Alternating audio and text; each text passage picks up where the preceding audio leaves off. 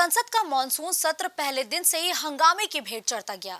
सत्र शुरू होने से पहले मणिपुर हिंसा के दौरान का जो वीडियो वायरल हुआ था, उसको विपक्षी दल मुद्दा बनाते हुए सदन के अंदर अनिश्चितकालीन चर्चा की मांग कर रहे हैं। हालांकि सत्ता पक्ष की ओर से गृह मंत्री अमित शाह और राजनाथ सिंह ने इस मुद्दे पर खुलकर बात करने को भी कहा है, लेकिन विपक्ष तैयार ही नहीं है।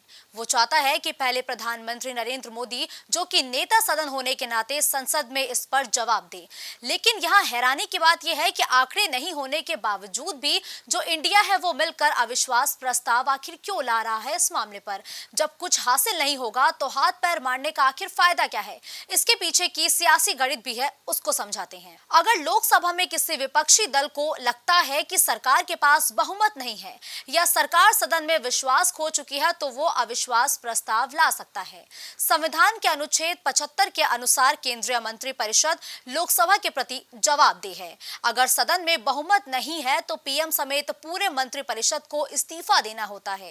वैसे लोकसभा में फिलहाल मोदी सरकार बहुमत में है, उसके पास 301 सांसद है, वहीं एनडीए के पास 333 सांसद है। इधर पूरे विपक्ष की अगर हम बात करें तो पूरा विपक्ष अगर मिला दिया जाए तो विपक्षियों के पास 142 सांसद हैं।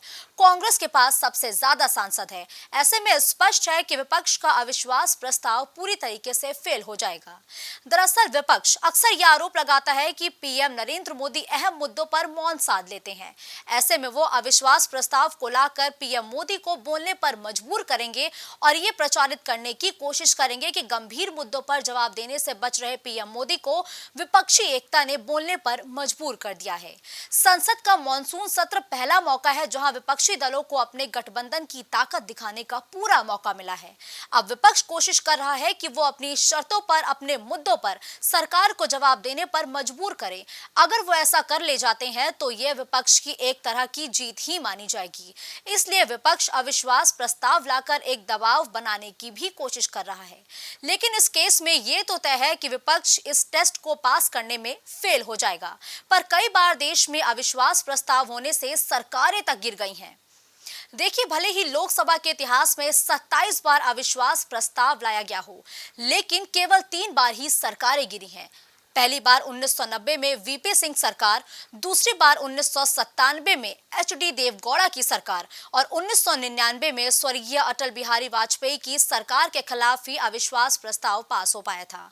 7 नवंबर 1990 में बीजेपी के समर्थन लेने के बाद वीपी सिंह के खिलाफ अविश्वास प्रस्ताव लाया गया, जिसमें सरकार के पक्ष में 152, वहीं उनके खिलाफ 356 वोट पड़े।